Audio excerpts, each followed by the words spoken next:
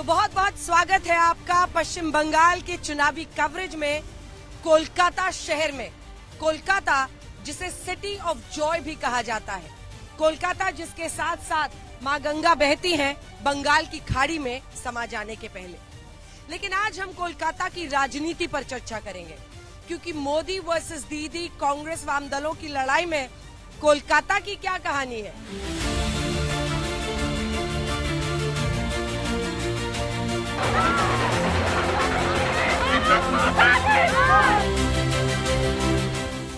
तो कोलकाता की सीटों पर ममता दीदी का दम खम बोलता है। आप कल्पना कीजिए, लगातार कोलकाता की सीटें 11 सीटें कुल हैं और 11 की 11 सीटें ममता बनर्जी टीएमसी की झोली में लाने में कामयाब रहती है। इसकी बड़ी वजह यह भी है कि वो खुद कोलकाता की भवानीपुर सीट से चुनावी मैदान में उतरती हैं। और इससे पहले जो हमने शुभेंदु अधिकारी और ममता बनर्जी की लड़ाई दी थी, वही चुनावी जंग इस बार कोलकाता की हाई प्रोफाइल सीट भवानीपुर में लड़ी जाएगी, जहां पर ममता बनर्जी वर्सेस शुभेंदु अधिकारी की जंग हो रही है। इसके अलावा भी अनेकों मंत्री और बड़े बड़े दिग्गज कोलकाता की सीटों पर चुनावी मैदान में उतरे।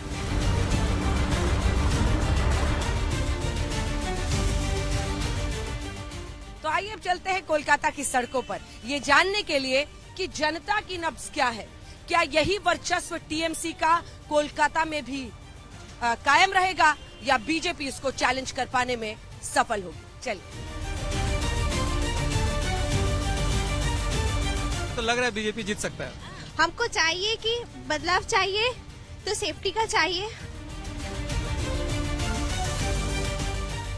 अब हम पहुंच गए हैं कोलकाता की सबसे हाई प्रोफाइल सीट कहे जाने वाली, बल्कि पश्चिम बंगाल की ही कह लीजिए, क्योंकि इस बार पूरी जंग मोदी वर्सेस दीदी की इस सीट पर पहुंच गई है, जहां पर भवानीपुर में सबसे बड़ा मुकाबला होने वाला है।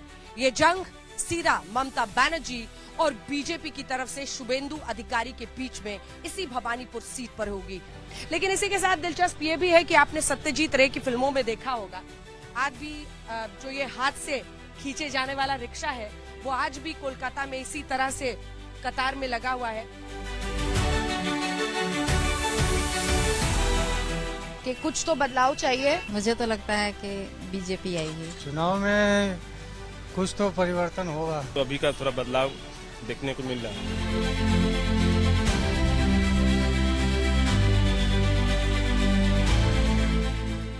भवानीपुर में हम मौजूद हैं। चुनावों की कड़वाहट को थोड़ी देर के लिए दूर कर देते हैं, क्योंकि जब बात बंगाल की चुनावों की होती है तो ये जो रसगुल्ला की मिठास है ना, वो ऐसे ही आपके मुंह में घुलने लगती है।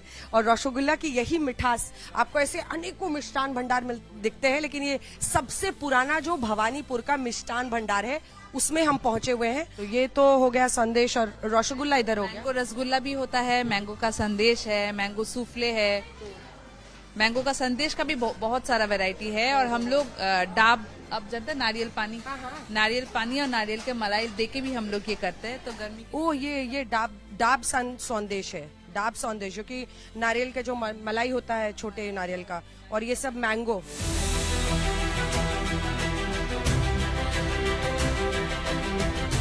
दीदी ही रहना चाहिए। दीदी आपको लगता है दीदी? बंगाल में दीदी ऑलवेज दीदी। तो मोदी को आना चाहिए। ये कांटे का टक्कर होगा। दीदी जीतेगा। हाँ।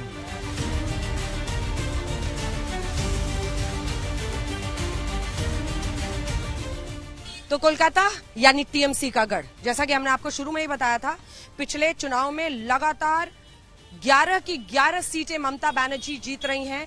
और ये भवानीपुर जहां पर उनका गढ़ है, जहां पर उनका घर है, भारी समर्थन है, और चैलेंज करने के लिए एक बार फिर से चुनावी मैदान में शुभेंदु अधिकारी हैं। लेकिन क्या इन 11 सीटों में से बीजेपी कुछ सीटें भी झटक पाएगी? इस पर बहुत कुछ निर्भर करेगा। आइए अब आपको यहां से सीधे लिए चलते हैं राज तिलक के मंच पर।